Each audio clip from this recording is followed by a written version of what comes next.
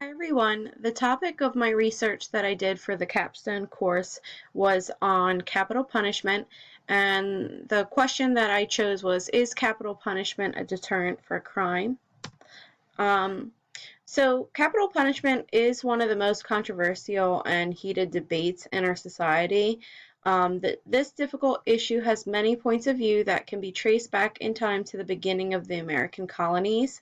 Um, the biggest issues are cost, religious beliefs, and deterrence. And those are the biggest reasons of why people oppose the death penalty.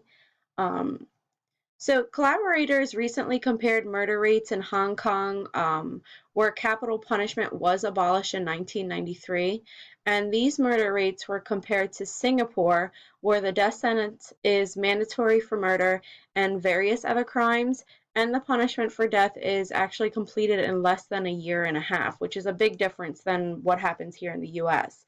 Now, the researchers found that there was a little difference between Hong Kong and Singapore, and researchers also completed a study in the US comparing the amount of violence without or with the death penalty, and they also failed to find a deterrent effect. Now, here is some research that I got.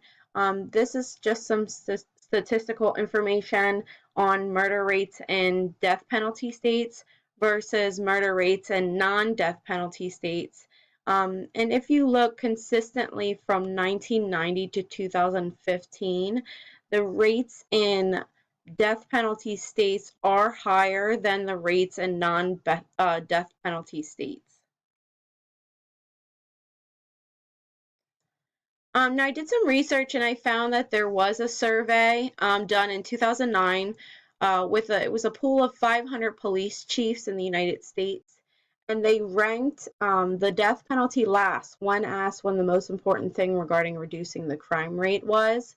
Higher priorities on the list included increasing the number of police officers and reducing drug abuse. The police chiefs also viewed the death penalty as one of the least efficient uses of taxpayers' money. 57% of police chiefs also felt that the death penalty does little or nothing to prevent crimes because the perpetrators rarely think about the consequences while engaging in crime. Now, most people that have been on death row have committed their crime in the heat of passion, under the influence of alcohol or drugs, or because they suffer from some sort of mental illness. Um, Now, the psychological mindset of the criminal is such that they are not able to consider the consequences at the time of the crime. Most people that commit these crimes do not think in a logical way in the first place. Um, so deterrence will only work in instances where the punishment is obvious and immediate, neither of which is true for the death penalty here in the United States. Now, in the U.S., the death row prisoners typically spend more than a decade awaiting to get executed. And when the Constitution was written, the time between sentencing and execution was a mere days or weeks, which is a difference than what stands right now. Now, in the cost for death penalty cases in Pennsylvania, the average execution cost is an estimated $272 million. Now, this is for each death penalty case. Um, the cost of sentencing 408 people to death was an estimated $826 million, higher than the cost of life without parole. Estimates were calculated conservatively, as they only assume one capital trial for each defendant, and it doesn't include the cost of cases for which a death penalty was sought but never imposed. Now, in the research that I found, they said that the true total cost may actually exceed $1 billion each. Now, in the cost breakdown, almost all people that are in death penalty cases cannot afford their own attorney. So in this case, the state has to pick up the cost of their attorney. So it's going to be two public defenders which are assigned. And in addition, the state must also pay for the prosecution as well. So there's in addition to that, there's pretrial costs that are associated with death penalty cases. which they're more intensive and they're more complicated than non-death penalty cases. So experts must be called in to investigate things such as forensic evidence, mental health, and the social history of the defendant. So the cost also has to be done. The breakdown is on the jury selections, court personnel, and then also once a death penalty case has been imposed, then they have to pay for the appeals process, which can be a really long journey in the US.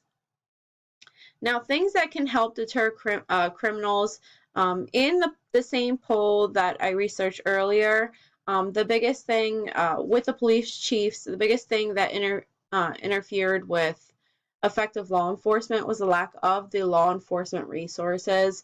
And the biggest thing that they said was increasing the number of police officers would help, programs that would reduce drug abuse, creating a better economy, more jobs, expanded training for police officers, community policing, and more neighborhood watch programs.